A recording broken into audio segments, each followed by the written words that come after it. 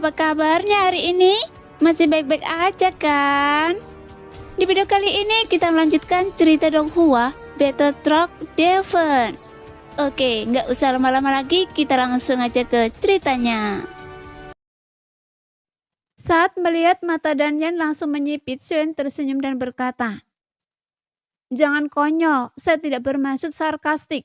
Meskipun kedua tim itu hampir dibantai oleh keenam rekan saya setelah menggunakan jurus pertarungan tim, itu bukan keputusan Anda yang salah, melainkan hanya nasib buruk." Setelah mengatakan itu, Suen tersenyum, lalu dengan setengah jujur berkata kepada Danyan, "Tim 1 itu karena naga petir emas 9 mendalam membangkitkan jurus unik naga petir emas 9 mendalam di bawah tekanan yang luar biasa. Itu adalah jurus serangan balik defensif yang sangat kuat. Seberapa kuat mereka? Anda bisa bertanya pada bawahan beruntung di belakang Anda yang berhasil selamat. Sedangkan untuk tim lawan, itu karena salah satu rekan saya menguasai jurus pedang yang kuat secara spontan. Dan Anda melihatnya langsung membunuh 3 lawan dengan level yang sama. Saya rasa itu kira-kira di level bintang 7 akhir." Kemudian raut wajah Suen berubah serius dan ia berkata dengan sungguh-sungguh, "Seperti kata pepatah, orang benar akan memiliki banyak pendukung, sementara orang jahat akan memiliki sedikit pendukung. Bahkan surga pun membantu kami. Karena itu pengejaran Anda terhadap kami kali ini pasti akan gagal total." Kata-kata Soyeon membuat Danyan marah. Dia mendengus dingin, hendak membantahnya. Namun Soyeon tidak memberi Danyan kesempatan untuk berbicara dan menstabilkan moral pasukan. Dan dia langsung melancarkan serangan terakhir. Dan kemudian Anda membuat kesalahan lain yang seharusnya tidak pernah dilakukan seorang komandan. Tahukah Anda apa itu? Mau dengar? Tanpa menunggu Danyan menjawab, Soyeon bertanya kepada Susin, Langcu dan Swiwu, namun mereka tidak berani menjawab Soyeon. Jadi Soyeon tersenyum dan berkata dengan nada menyesal, "Memang sungguh sulit bagi Anda memiliki komandan seperti dia yang terus-menerus membuat kesalahan besar maupun kecil." Lalu dia tidak mengatakan apapun kepada Danyan yang wajahnya sudah kusut, melainkan kepada Susin, Langcu dan Swiwu. "Kalian mengumumkan perjanjian pertempuran Danbu, dan semangat kalian tiba-tiba meningkat. Alasan saya mengambil inisiatif untuk menyerang adalah untuk menahan semangat kalian agar tidak terus meningkat. 2 prajurit puncak bintang 7 yang jelas kuat dalam kekuatan tempur, dan 2 prajurit apa akhir bintang 7 yang jelas tidak lemah. Begitu momentum kalian tinggi, saya tidak bisa mengatasinya." Soyeon sengaja tidak menyebut Danyan, seolah-olah dia mengabaikan Danyan. Soyeon kemudian melanjutkan, "Tapi bagaimana reaksi putra sulung Anda setelah saya mengganggu sumpah kalian? Dan dia tidak benar-benar memerintahkan kalian untuk menyerang balik saya dengan momentum Anda yang meningkat, melainkan membentuk formasi bertahan. Apakah momentum kalian tiba-tiba melemah? Apakah semangat juang kalian tiba-tiba sedikit menurun? Sejujurnya, kekuatan kalian secara keseluruhan lebih unggul saat itu. Saya benar-benar tidak mengerti mengapa kalian tak menyerang dan bertahan ketika kalian berada di atas angin. Saya benar-benar tidak tahu apa yang ditakutkan putra sulung kalian.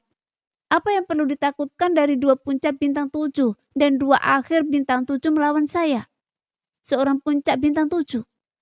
Mungkin putra sulung Anda takut kalian semua akan datang setelah menyerang saya. Keselamatannya akan terancam. Dan hanya itu yang bisa saya katakan." Sambil melirik Danyan, melihat wajahnya memucat karena marah, Soyeon tahu sudah waktunya untuk menambahkan bahan bakar ke apinya. Jadi dia melanjutkan, berbicara kepada Susin, Langcu dan Swiwu. "Bagaimana kami bisa membela diri? Mustahil untuk membela diri. Seperti yang kalian lihat, justru strategi pertahanan pasif putra sulung kalian yang lahir dari rasa takut akan kematian, yang memungkinkan kami membunuh salah satu dari rekan kalian. Pembunuhan inilah yang pada dasarnya membalikkan kelemahan kekuatan kami. Saya rasa itu meredam semangat juang yang baru saja kalian nyalakan." Kemudian Soyeon menatap Danyan dan bertanya, "Apakah menurut Anda saya benar?" Namun Danyan tetap diam. Jadi Xiaoyan menunggu sejenak, lalu tersenyum. Jangan kira saya menunjukkan kesalahan Anda untuk menggoyahkan semangat Anda. Dari awal kepercayaan diri Anda sudah goyah, dan Anda sudah kehabisan trik, dan sekarang Anda tidak bisa membunuh saya. Saya hanya tidak ingin memaksa Anda bertarung. 2 puncak bintang 7, 1 akhir bintang 7, dan Anda, tahap awal bintang 7. Tidak cukup untuk mengalahkan kami. Jika kami benar-benar bertarung sampai mati, meskipun saya tidak akan dalam bahaya, tapi saya mengkhawatirkan ke-6 rekan saya. Dan saya tidak ingin terjadi apa-apa pada mereka. Kata-kata Xuan benar-benar membuat Danyan meradang, yang dengan marah bertanya, apa Anda pikir kami berempat tidak bisa membunuh Anda, meskipun kami bertarung mati-matian? Bisakah Anda membunuh mereka? Tanya Xuan sambil terkekeh. Meskipun Anda tidak punya bakat memimpin, saya rasa Anda bukan seorang pemimpin.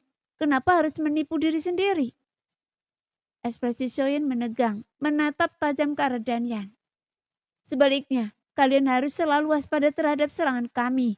Anda baru di tahap awal 7 bintang. Saya bahkan tidak perlu melakukan apapun. Karena saya bisa mengalihkan perhatian mereka bertiga. Lalu memanfaatkan kesempatan ini untuk memberikan Ziying, doki saya. Agar dia naik ke tahap tengah 7 bintang. Kalian sudah melihat kekuatan serangannya. Jauh lebih unggul dari saya.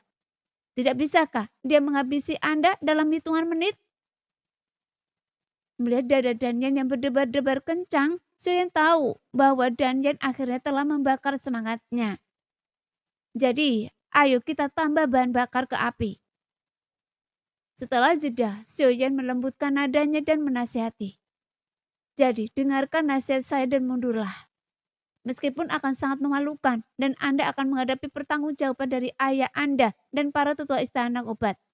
Ketika Anda kembali, dan saya khawatir Anda hanya akan menyandang gelar kosong sebagai putra sulung istana obat. Dan itu lebih baik daripada kehilangan nyawa Anda. Apa itu perjanjian pertempuran Danwu yang tak pernah berakhir? Lebih baik hidup sengsara daripada mati? Jika Anda mundur saat ini, saya benar-benar tidak bisa berbuat apa-apa pada Anda. Tetapi jika Anda terus bertarung, Anda tidak bisa mundur bahkan jika Anda mau. Meskipun kata-kata Xuan tulus, tapi itu langsung menusuk hati Danyan yang membuat Danyan merasa sangat terhina. Danyan tidak lagi ragu dan membuat keputusan. Apa kematian yang baik yang lebih buruk daripada hidup sengsara? Lebih baik mati dengan baik daripada hidup sengsara.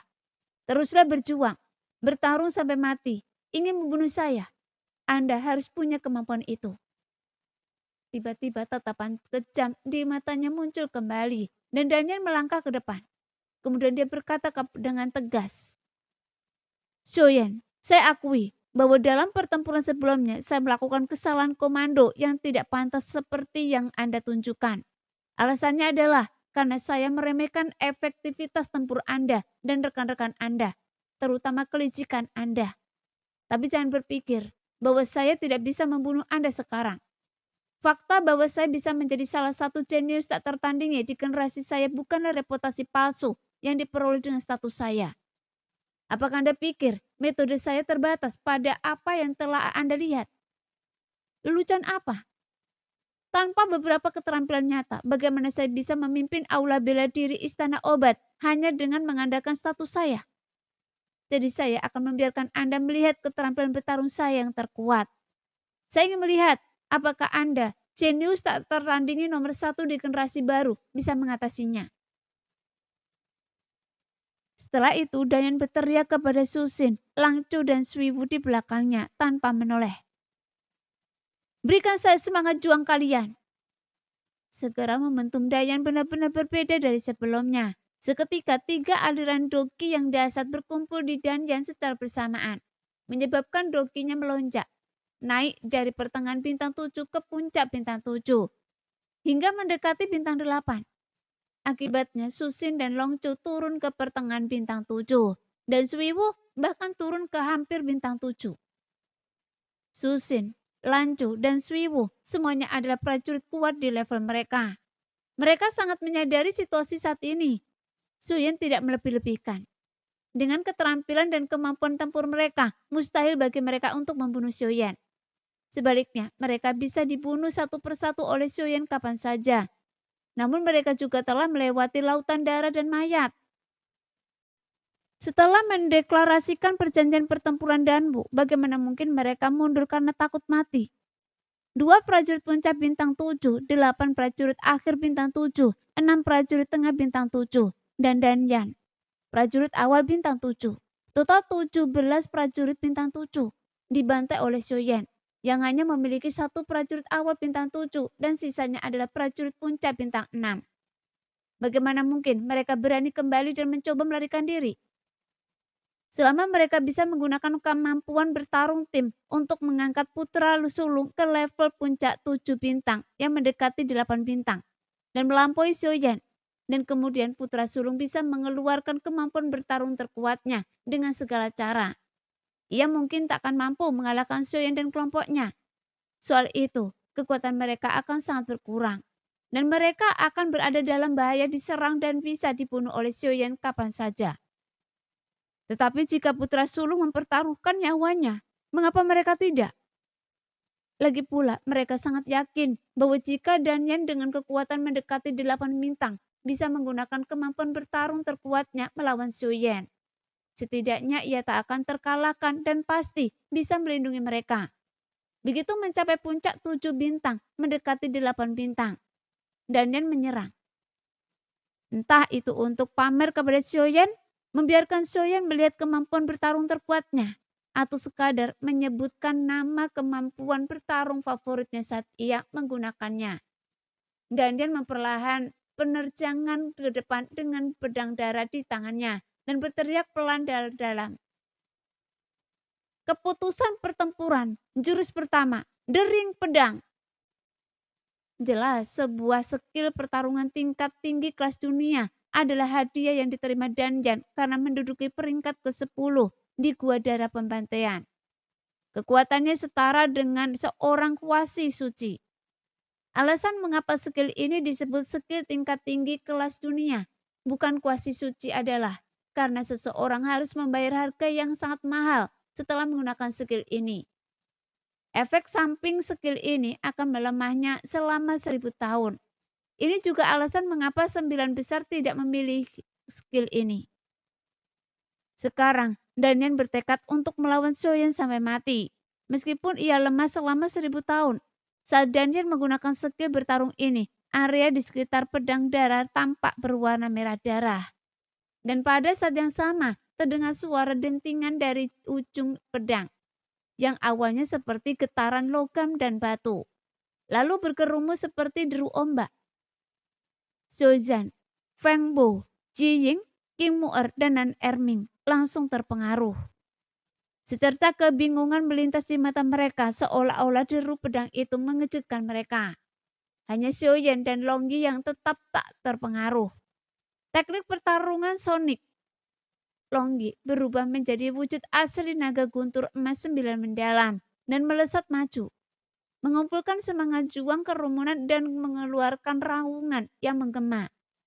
Naga itu raja segala binatang, teriakannya mampu menembus batu dan membelah awan. Teriakannya langsung menenggelamkan teriakan pedang dan Yan yang mencuri jiwa, dan Xiuzhan serta 5 orang lainnya tersadar dari lamunan mereka. Karena jurus pertama tak banyak berpengaruh. Bibir Danyan melengkung tak acuh seperti diharapkan. Ia tersenyum tipis menarikkan pedang darah di tangannya menjadi hantu dan berteriak keras. Keputusan pertempuran jurus kedua, kibarkan bendera. Seketika hantu pedang darah membentuk panci merah darah di udara. Bendera berkibar dan derap kaki kuda yang berat bergema, mengguncang puncak-puncak yang tertutup salju. Seketika dari panci-panci merah darah muncullah armada kuda perang yang berkilauan, masing-masing ditunggangi oleh seorang kesatria berbaju zirah hitam, menghunus tombak perang, masing-masing memiliki doki bintang 6 puncak. Mereka menyerbu ke arah 9 naga petir emas mendalam dengan kecepatan kilat. Tapi ini benar-benar pasukan kavaleri besi yang didapatkan dari kekuatan jiwa. Serangan mereka begitu dahsyat hingga seolah-olah dapat menghancurkan segalanya. Namun Xiaoyan terkekeh pelan. Anda benar-benar ingin menggunakan kavaleri besi yang didapatkan dari kekuatan jiwa untuk menghadapi naga guntur emas 9 mendalam. Naga guntur emas 9 mendalam mendengus dingin. Lalu segera mengerahkan bagian guntur di depannya. Karena apa yang paling ditakuti oleh makhluk ilusi yang dipadatkan dari kekuatan jiwa. Guntur dan kilat. Sekuat apapun kekuatan jiwanya, satu sambaran petir akan melenyapkannya ke udara tipis. Oleh karena itu, saat kavaleri besi memasuki barisan guntur, mereka langsung disambar petir yang pekat. Hancur berkeping-keping, lenyap seperti bayangan. Dan Danyan mengerutkan kening, tampak tak percaya. Lalu dengan ekspresi enggan dan tidak yakin, mengacungkan pedang darahnya sekali lagi. Di tengah bendera merah darah yang berkibar, lebih banyak kavaleri perang muncul dari panji-panji merah darah, menyerbu ke arah naga guntur emas 9 mendalam. Tidak seperti sebelumnya, kali ini para kesatria berjirah hitam mengenakan jubah merah darah, tampak lebih agung. Sial, apa Anda bodoh? Naga petir 9 mendalam mengangkat kepalanya tinggi-tinggi, tatapannya penuh ejekan dan kesombongan. Namun Xiaoyan bertanya-tanya dalam hati, mungkinkah Danyan sebodoh itu? Tahu tak ada hasil, namun masih berpegang teguh pada obsesinya. Ini tak biasa.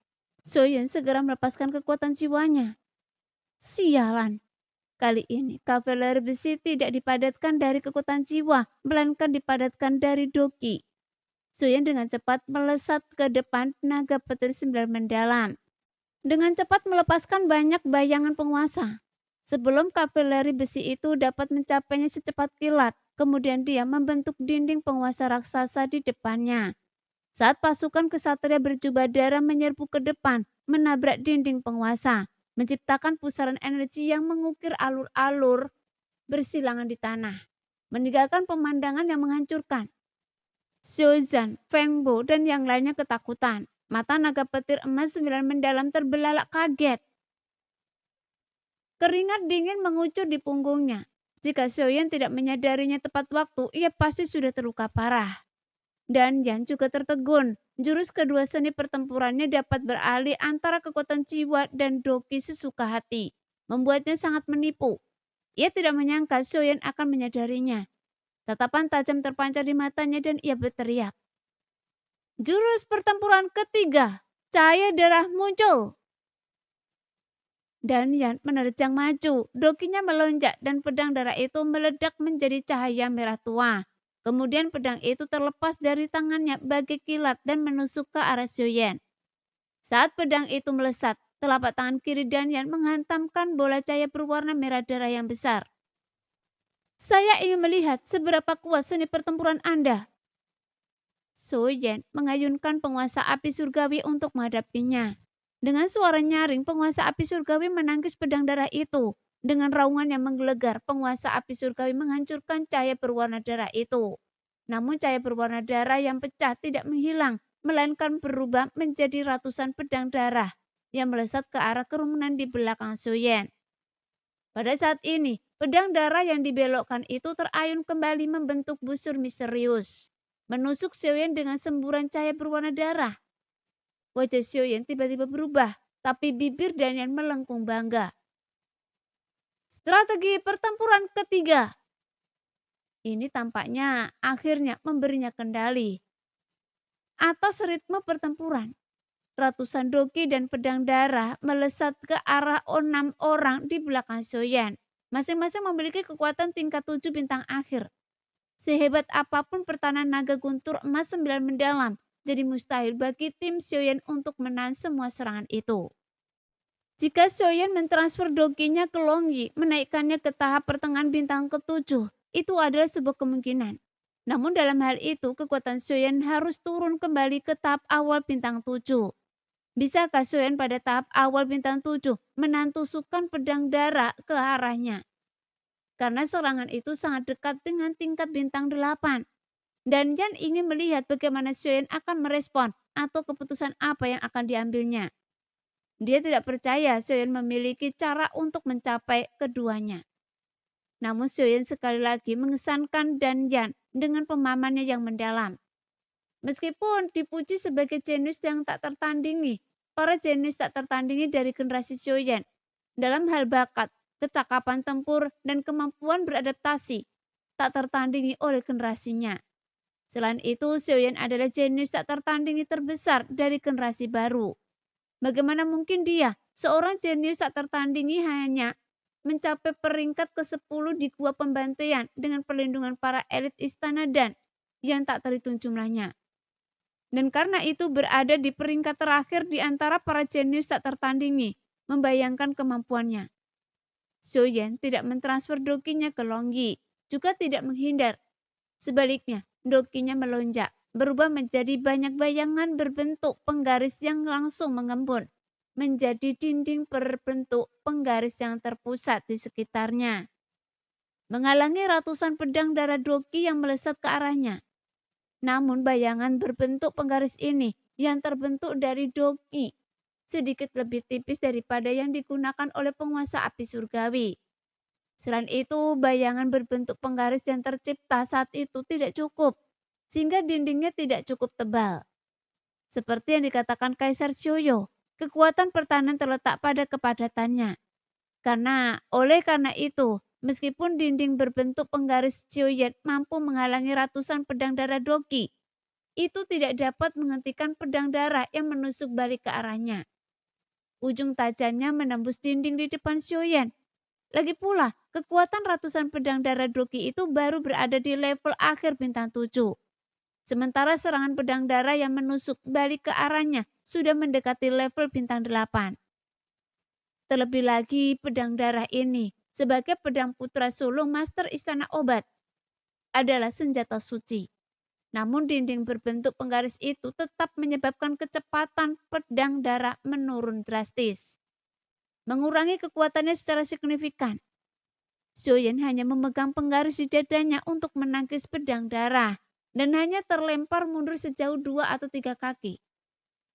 Terkejut melihat Sioyen berhasil menetrakan teknik penentu pertempuran ketiganya tanpa goresan, dan Yan segera memanggil kembali pedang darah yang kekuatannya sudah melemah. Tapi bagaimana mungkin Sioyen mengembalikan pedang darah itu? Tanpa pedang darah, kekuatan teknik penentu pertempuran Danyan pasti akan sangat berkurang. Dengan cepat menghentikan langkah mundurnya, Sioyen bergegas kembali seperti embusan angin menebas serangkaian bayangan berbentuk penggaris yang mengamuk, berniat menangkap pedang darah. Melihat itu ekspresi Dayan berubah drastis. Kenyataannya, tanpa pedang darah bukan hanya kekuatan teknik penentu pertempurannya yang akan sangat berkurang, tetapi tanpa pedang di tangannya, ia tidak akan mampu melakukannya sama sekali. Jadi pedang darah tidak boleh dicegat oleh Sioyen. Dan yang segera mengembalikan dokinya kepada Susin, Langcu, dan Siwu. Ia membutuhkan bantuan mereka untuk mencegah Sioyen mencegat pedang darah. Setelah kembali ke puncak status 7 bintang, Susin segera menyerbu, menghunus pedangnya untuk membunuh Sioyen. Dan Yan mengikutinya dari dekat. Langcu dan Swiwu menyerang Sioyen dari sisi lain, mencoba menggabungkan kekuatan mereka untuk menyerangnya. Sehingga Danyan menghasilkan bonus tak terduga ini. Persis seperti yang dia inginkan. Tiba-tiba lautan api menyebar di sekitar Sioyen. Ia kemudian menyalurkan sebagian dokinya ke dalam naga guntur emas 9 mendalam, meningkatkannya ke status 7 bintang awal. Untuk memastikan dapat menahan serangan gencar, Sioyen yang statusnya telah mencapai bintang 7 lenyap di lautan api. Dengan 9 naga guntur emas mendalam yang naik ke tahap awal bintang 7 dan Sioyen yang turun ke tahap akhir bintang 7. Dan 3 lainnya menyimpulkan bahwa Sioyen memastikan keselamatan relatif ke-6 rekannya sebelum menyerang. Dan target yang ditunjuknya pasti Danyan atau Swiwu.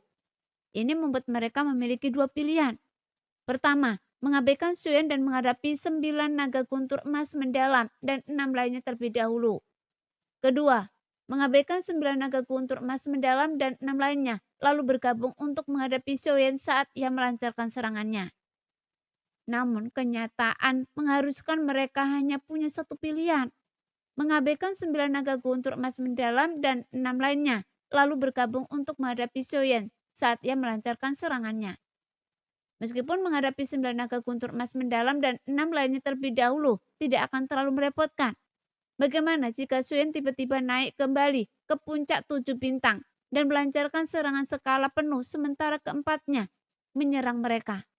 Jika mereka tidak menggunakan kemampuan bertarung tim mereka, target Xiuyan pastilah Danyan yang terlemah di kelompok itu. Dan Danyan akan berada dalam bahaya. Jika untuk memastikan keselamatan Danyan, mereka menggunakan keterampilan pertarungan tim untuk mengangkatnya ke puncak bintang 7. Susin, Langcu, dan Swiwu akan diturunkan ke pertengahan bintang 7. Dan mereka akan berada dalam bahaya. Dalam situasi ini tidak boleh ada lagi korban. Oleh karena itu, begitu Xiuyan lenyap ke lautan api, Susin dan Yan, Langcu, dan Swiwu dengan cepat merespon. Susin dengan cepat menghunus pedang Cian, membentuk formasi pedang untuk melindungi Danyan dan dirinya sendiri. Danyan mengambil pedang darah yang akhirnya kembali dan berdiri dengan kagum. Langcu tersandung dan memposisikannya dirinya di sebelah kiri Swiwu, lebih dekat ke lautan api untuk melindunginya. Xiuyan hanya berada di tahap akhir bintang 7 dan Langcu yakin dia bisa menjaga Swiwu tetap aman. Dia bahkan setengah berharap Xiuyan akan melancarkan serangan kejutan pada Swiwu. Dia memang mengakui bahwa dirinya bukan tandingan Xiuyan saat berada di puncak bintang 7. Tetapi sekarang Xiuyan baru berada di tahap akhir bintang 7. Dan dia ragu Xiuyan masih bisa menandinginya karena keyakinan Langcu yang tak tergoyahkan menanamkan rasa aman dalam diri Swiwu. Intuisinya mengatakan bahwa target Xiuyan kemungkinan besar adalah dirinya. Meskipun semua orang tahu target utama Xiuyan adalah Danyan, ia dilindungi oleh formasi pedang Susin sehingga menyulitkan Xiuyan untuk membunuhnya. Karena itu Xiuyan kemungkinan besar akan mengincarnya. Lagi pula airnya merupakan ancaman besar bagi lautan api Xiuyan. Demi keselamatannya sendiri dan untuk menghindari siksaan dari situasi tegang ini, Swiwu mengarahkan tombaknya ke langit dan awan gelap berkumpul lalu hujan deras turun. Ini adalah penerapan lain dari laut kondensasi air milik Swiwu. Sesuai dengan wujud elemen air tertinggi, hujan langsung melemahkan lautan api, menciptakan kabut yang samar-samar menggambarkan wujud tersembunyi Xiuyan di dalamnya. Dan intuisi Swiwu benar. Target Xiuyan memang dirinya. Setelah menyelubungi dirinya di lautan api, Xiuyan bergerak mendekati Swiwu, menunggu kesempatan pertama untuk menyerang. Karena itu, ketika wujud Xiuyan terungkap oleh kabut, ia tak punya pilihan selain menyerang Swiwu dan menerjang Swiwu sebagai anak panah. Penguasa api surgawinya berkobar dengan api yang membara. Meskipun baru mencapai tahap akhir bintang 7, kekuatan tempurnya setara dengan kultivator bintang 7 puncak. Sekarang setelah wujud aslinya terungkap, Xiuyan memutuskan untuk menguji kekuatannya dan membunuh Swiwu. Tapi Swiwu tak menyangka Xiuyan akan sedekat ini. Dan terlebih lagi, setelah menampakkan diri, ia tak akan menghindar, melainkan mencoba membunuhnya.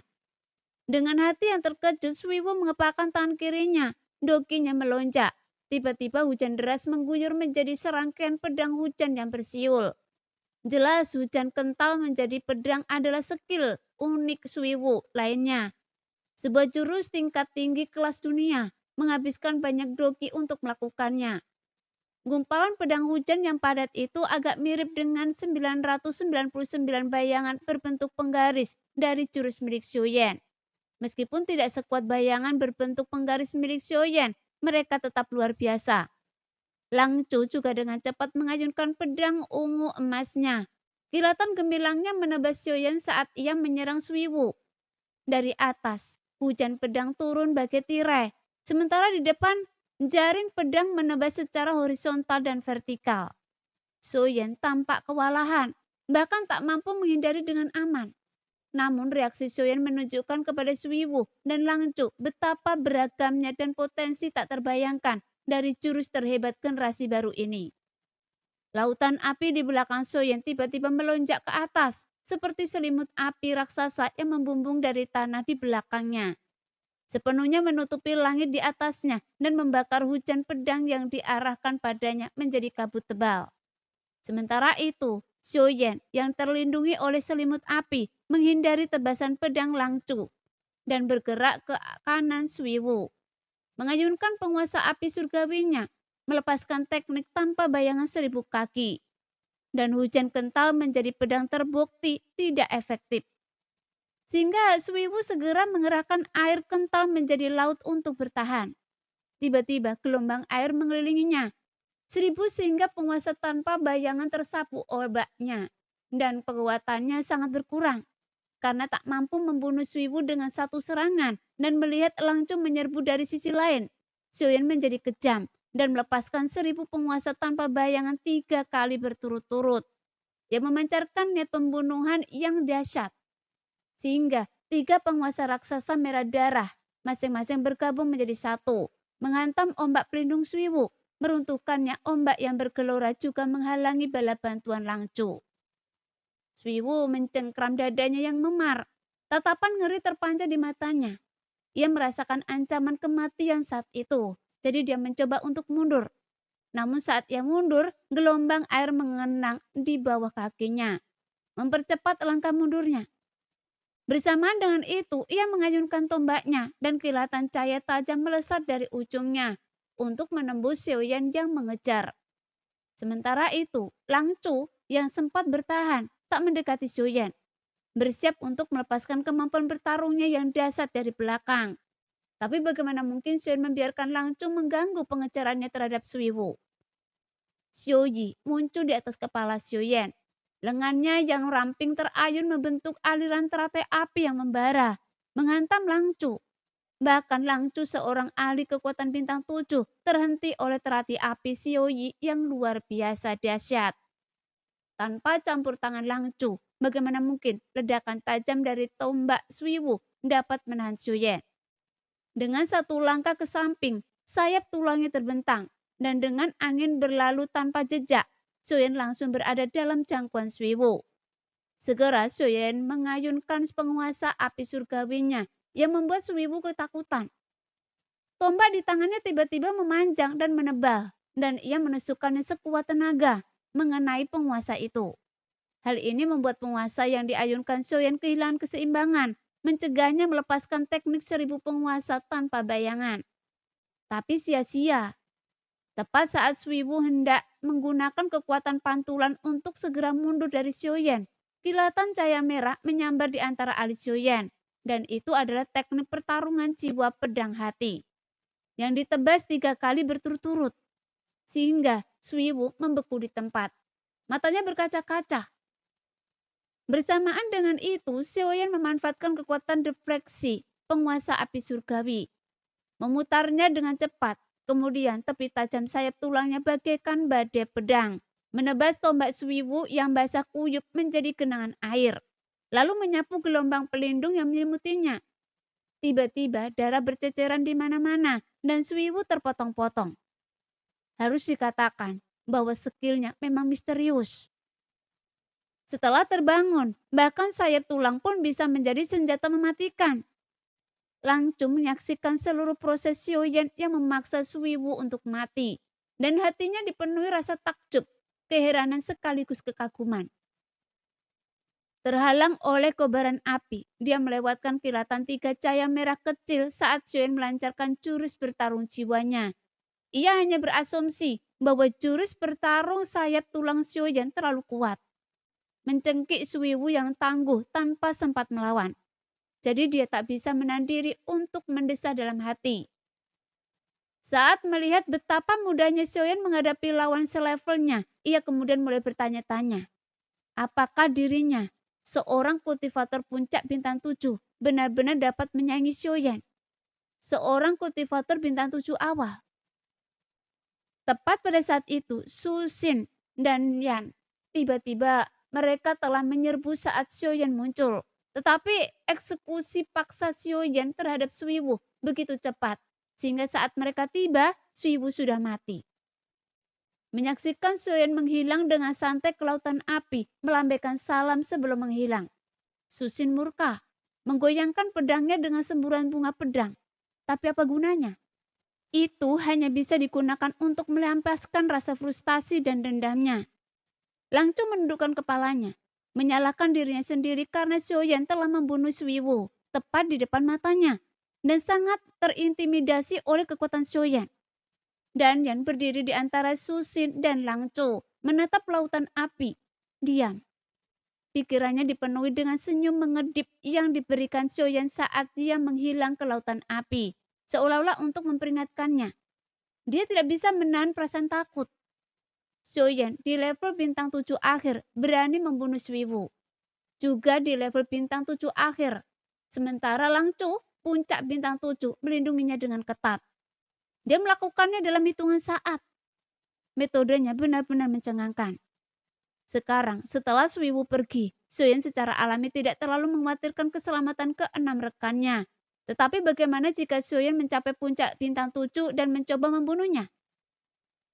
Dengan kekuatan Xiaoyan yang luar biasa, ditambah dengan gangguan dari rekannya, dapatkah Susin dan Langzhou benar-benar melindunginya?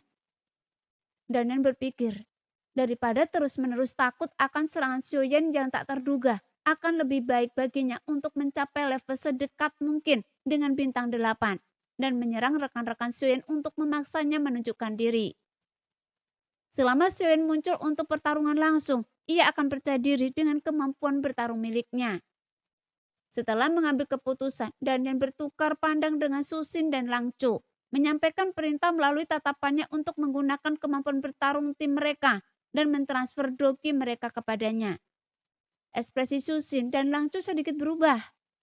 Tanpa Swiwu untuk menaikkan Danyan ke puncak bintang 7, mendekati bintang 8, mereka harus menyalurkan lebih banyak doki ke dalam dirinya. Ia bahkan mungkin tidak dapat mempertahankan posisinya di tahap pertengahan bintang 7. Jika demikian, bukan hanya Xiaoyan, tetapi juga si cantik jelita yang terampil dalam serangan dapat membunuh mereka berdua. Tapi ini adalah perintah, dan itulah satu-satunya cara untuk membunuh Xiaoyan saat ini. Mereka hanya bisa berharap pada Danyan. Berpura-pura baru saja memahami situasi, Susin dan Langzhou segera menyalurkan doki mereka ke Danyan. Ketika Danyan mencapai puncak 7 bintang, mendekati 8 bintang, Susin jatuh ke pertengahan 7 bintang dan Langzhou jatuh di bawahnya, hanya mencapai awal 7 bintang. Begitu mencapai puncak 7 bintang, mendekati 8 bintang, Danyan tak sabar untuk melepaskan jurus pertarung miliknya. Jurus keempat, pedang darah melintasi langit. Mata Danyan berubah menjadi merah darah. Ia mengangkat pedang darah di tangannya dan semangat juang yang kuat meletus. Bayangan pedang darah raksasa muncul di atas kepala Danyan. Bayangan pedang darah raksasa itu dengan cepat memadat, disertai suara gemericik yang menyebar, seolah-olah ombak menyapu sekelilingnya. Bersamaan dengan itu, di dalam area berdiameter sekitar 10 kaki yang terpusat di sekitar Danyan, udara terasa stagnan dan tekanan kuat memenuhi udara. Tekanan ini berasal dari pedang darah raksasa, seolah-olah melindungi Danyan dan memungkinkannya menyelesaikan proses pemadatannya tanpa gangguan. Sekian dulu cerita kali ini, kita lanjut lain hari ya guys ya. Bye-bye.